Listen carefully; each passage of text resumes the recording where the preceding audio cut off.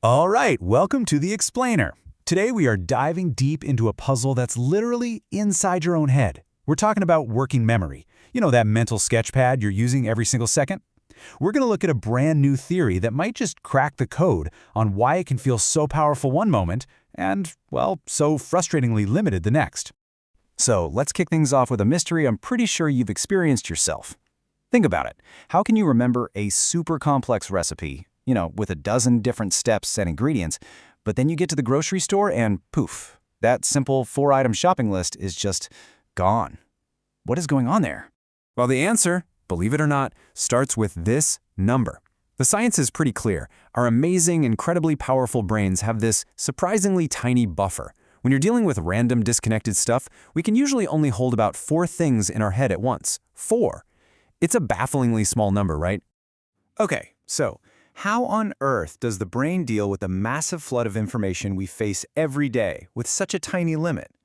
Well, it turns out it has a really clever hack, a simple but absolutely brilliant strategy, and that's our first big clue. Just look at these letters for a second. Try to hold each one in your mind, one by one. O, H, M, Y. It's a strain, right? You can almost feel your brain bumping up against that 4-item limit. It feels kind of clunky, totally inefficient. But now, look at it like this. It's completely effortless. You don't see 7 random letters anymore, do you? You see one single, coherent phrase. Your brain just gets it. It processes the whole thing as one single item, not 7. This, my friends, is a process called chunking, and it is the brain's #1 hack for getting around its own limitations. By bundling a bunch of little items into one single meaningful concept, it massively expands what that tiny 4-item buffer can actually handle. All right, section 2, memory's building blocks. So let's get into the nitty-gritty of how this new model suggests the brain is actually physically wired to pull off this chunking magic. Because this isn't just some clever psychological trick, it's supposedly built right into the brain's architecture. So the model imagines a kind of hierarchy of brain cell groups, or clusters. It's pretty simple, actually. At the bottom level, you've got your stimulus clusters. Their job is to encode the individual items, like the letters O, H, and M. But then, you've got these higher-level chunking clusters that swoop in and group all those little guys together into one big chunk. The phrase, "Oh my God." But here's where it gets really interesting. This is the key mechanism. When that higher-level chunking cluster activates, it doesn't just represent the individual letters, it actively shuts down the activity in the lower-level clusters that are holding them. It inhibits them. And that one idea is the secret sauce that makes this whole system work. The best analogy is collapsing a folder on your computer, right? Once you've grouped all the files, you click the little arrow, the folder closes, and your desktop is clean again. Well, this inhibition process does exactly the same thing for your mental sketchpad. It actively clears the board, freeing up those precious neural resources so your brain can grab onto new information without, crashing. And get this isn't just some abstract theory. Researchers have actually found cognitive boundary neurons in real human patients. These things act almost like punctuation marks for your thoughts.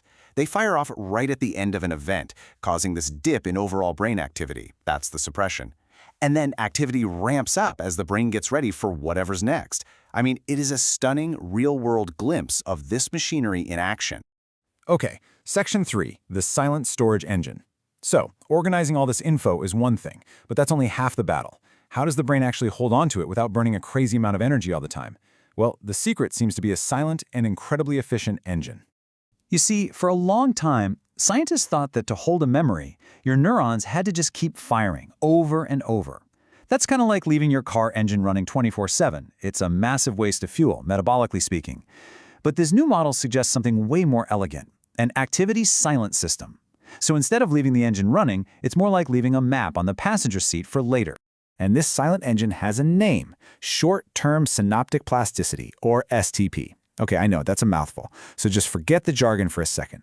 Think of it like this: it creates a temporary chemical ghost, a synaptic trace on the connections between your neurons. It's like a little imprint that hangs around even after the neurons themselves have stopped firing.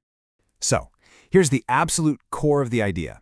When your neurons fire up to encode something new, they leave behind this little bit of residual calcium. It's like a chemical echo that temporarily facilitates or strengthens the specific connections between them. And that physical change, that is the silent memory. It's literally the ghost in the machine, holding on to the information without burning a single drop of extra energy. Okay, moving on. Let's put all these clues together now and see the whole picture. We can actually map out the entire life cycle of a memory, from the instant you first see something to the moment you recall it later. It all happens in 3 basic steps. Step 1 is encoding. An input comes in, neurons fire, and that creates the chemical echo, that unique synaptic trace. Then comes step 2, maintenance. The neurons go quiet, back to a low-energy baseline, but the memory is still there, held silently in those strengthened connections.